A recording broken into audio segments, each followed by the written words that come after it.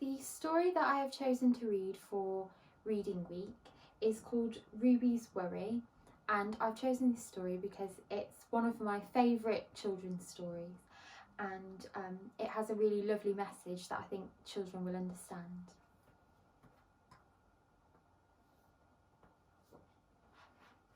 Ruby loved being Ruby.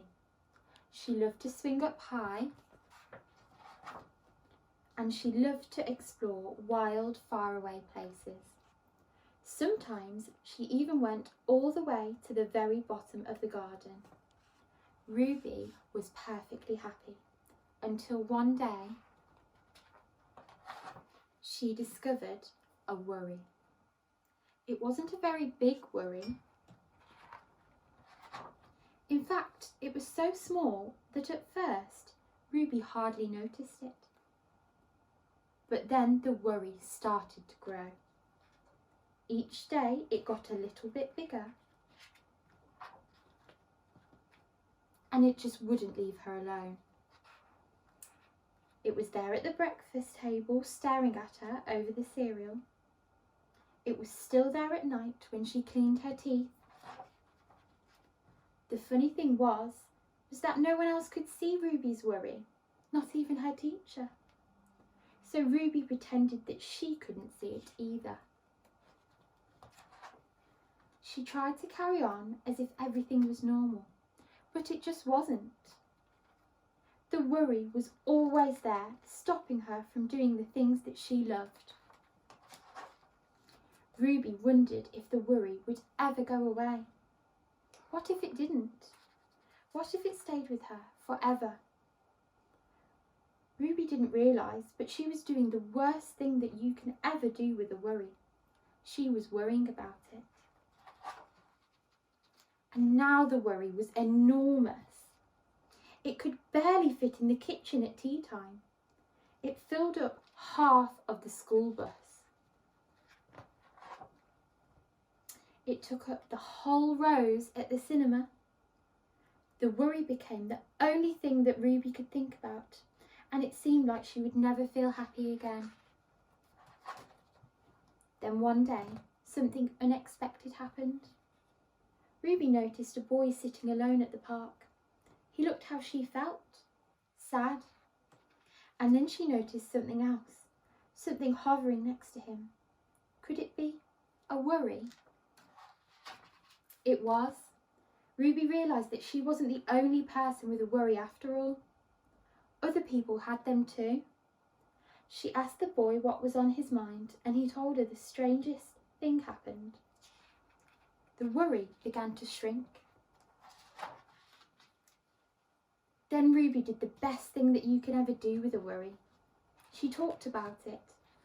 As the words tumbled out, Ruby's worry began to shrink until it was barely there at all. Soon, both of their worries were gone.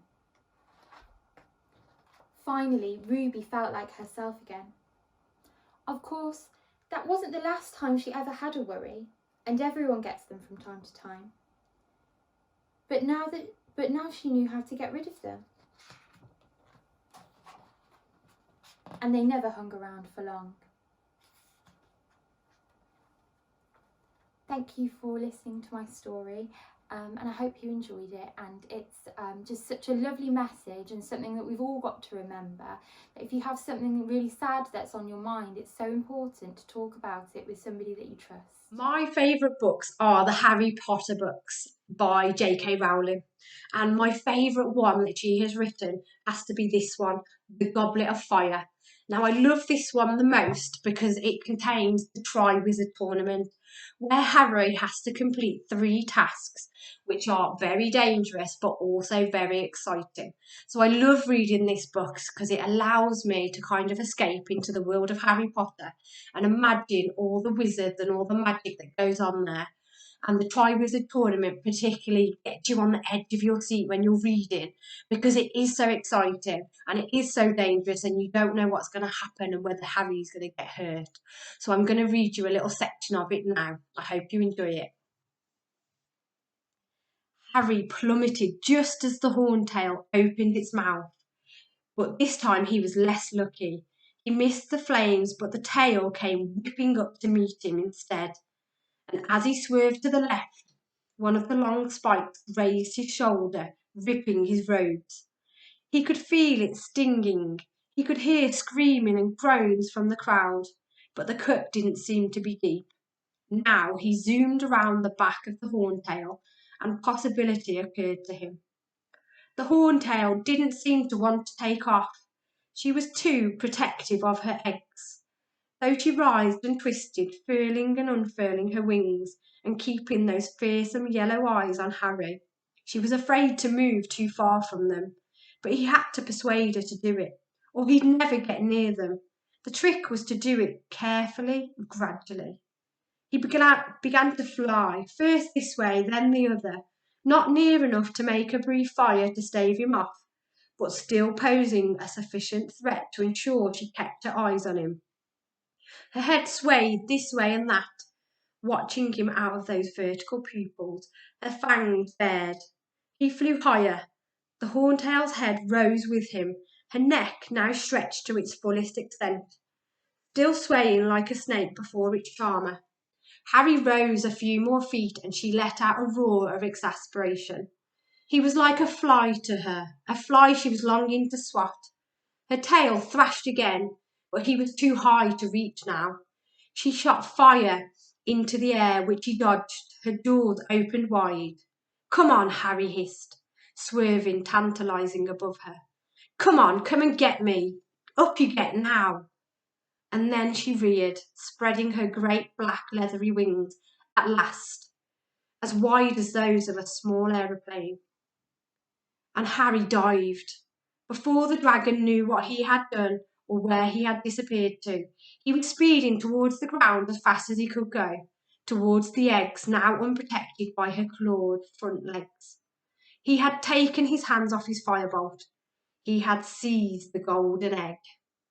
Hi, I'm going to read you an extract from one of my favourite books, The Twit, written by Roald Dahl. In this story, Roald Dahl talks about hairy men with beards and moustaches before going on to describe Mr. Twit, a truly awful character from the story. Mr. Twit was one of these very hairy-faced men. The stuff even sprouted in revolting tufts out of his nostrils and ear holes. Mr. Twit felt that this hairiness made him look terrifically wise and grand, but in truth he was neither of these things. Mr. Twit was a twit. He was born a twit, and now at the age of 60 he was a bigger twit than ever. And how often did Mr. Twit wash this bristly nail-brushy face of his? The answer is never, not even on Sundays. He hadn't washed it for years. As you know, an ordinary unhairy face like yours or mine simply gets a bit smudgy if it's not washed often enough. There's nothing so awful about that. But a hairy face is a very different matter. Mr. Twit didn't even bother to open his mouth wide when he ate.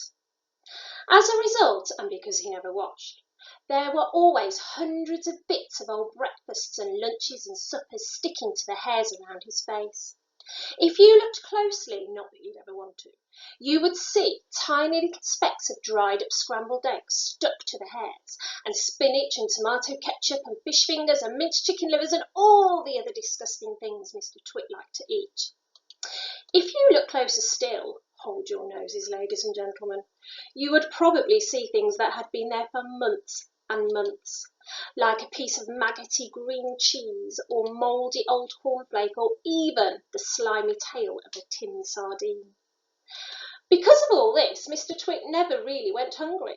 By sticking out his tongue and curling it sideways to explore the hairy jungle around his mouth, he was always able to find a tasty morsel here and there to nibble on. What I'm trying to tell you is that Mr. Twit was a foul and smelly old man. Mrs. Twit was no better than her husband. She did not, of course, have a hairy face. It was a pity that she didn't, because that, at any rate, would have hidden some of her fearful ugliness. But the funny thing is that Mrs. Twit wasn't born ugly. She'd had quite a nice face when she was young. The ugliness had grown upon her year by year as she got older. Why would that happen? I'll tell you why. If a person has ugly thoughts, it begins to show on the face. And when that person has ugly thoughts every day, every week, every year, the face gets uglier and uglier until it gets so ugly you can hardly bear to look at it. A person who has good thoughts cannot ever be ugly. You can have a wonky nose and a crooked mouth and a double chin and stick out teeth, but if you have good thoughts, they will shine out of your face like sunbeams and you will always look lovely. There are lots of reasons why I love this book. I love the vocabulary and the similes Roald Dahl uses to describe his characters. Also in this story, the monkeys and the birds outsmart the twits. I love the idea that animals can be smarter than humans. But most of all, it is hilarious. It makes me laugh out loud when the twits play silly pranks on each other. Why don't you give it a try? I know you will enjoy reading it too.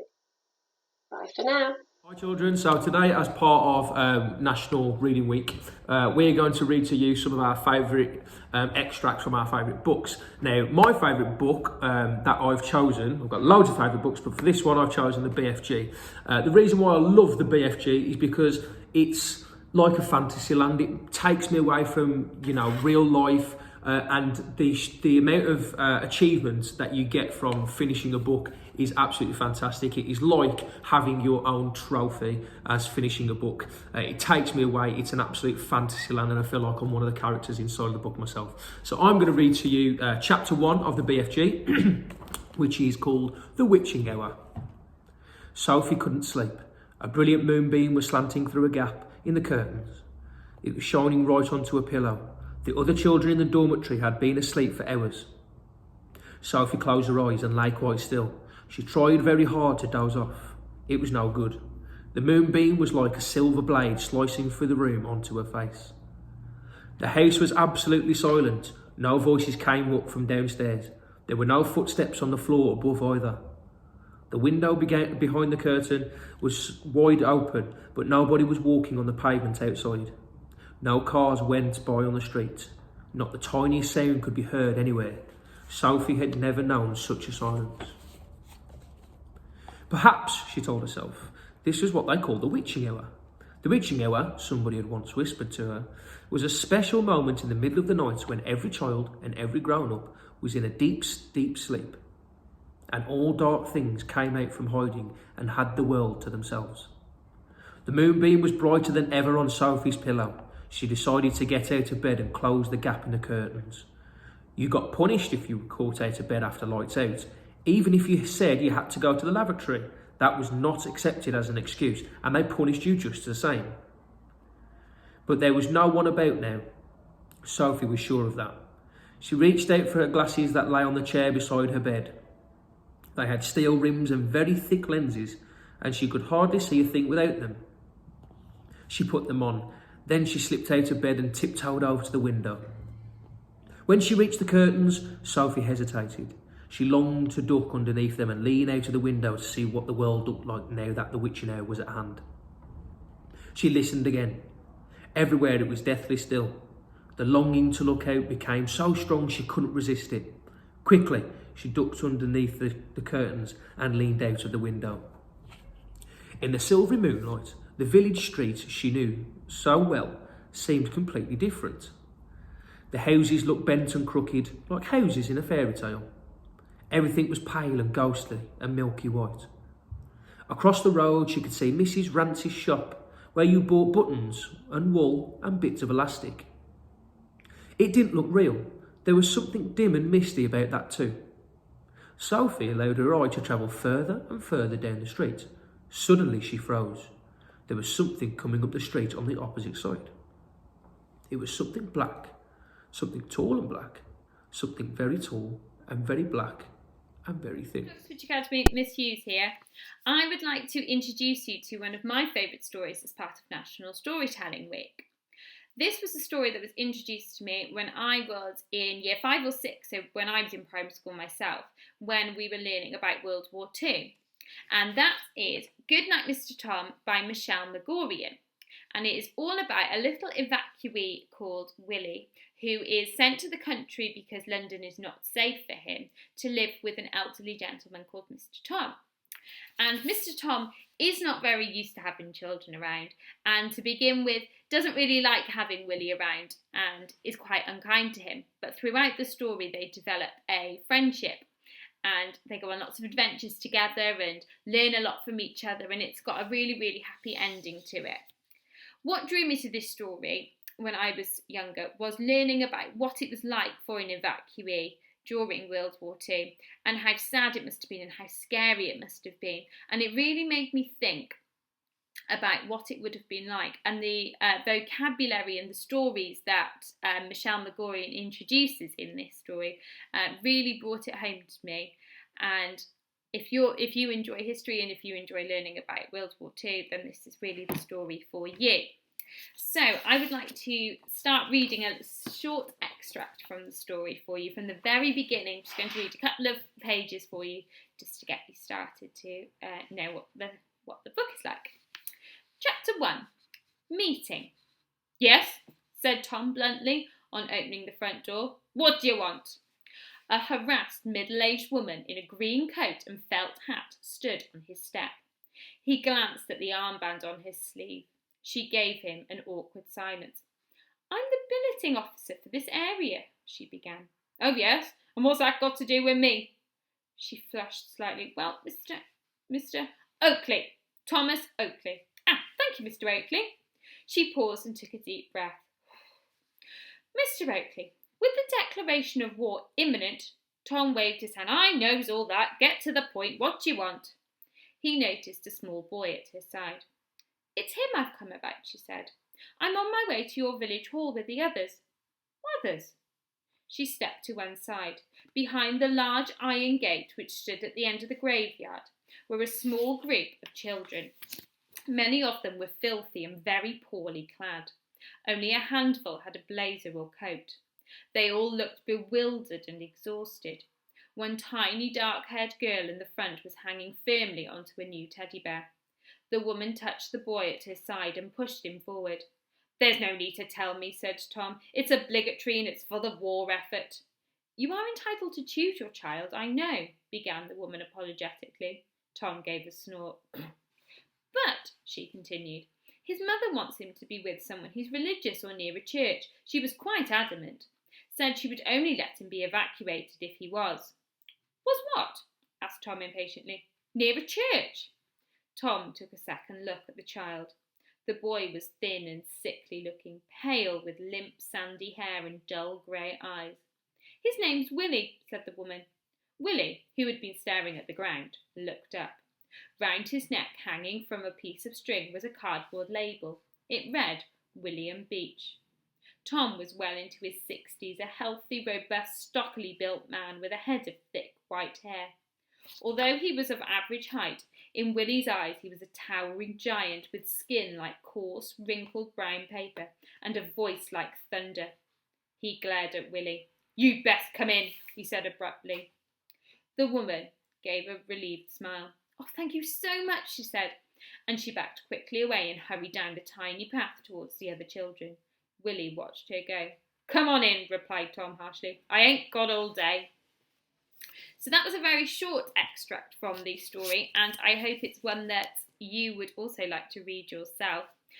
Take care, everybody. Stay safe, and look forward to seeing you very, very soon.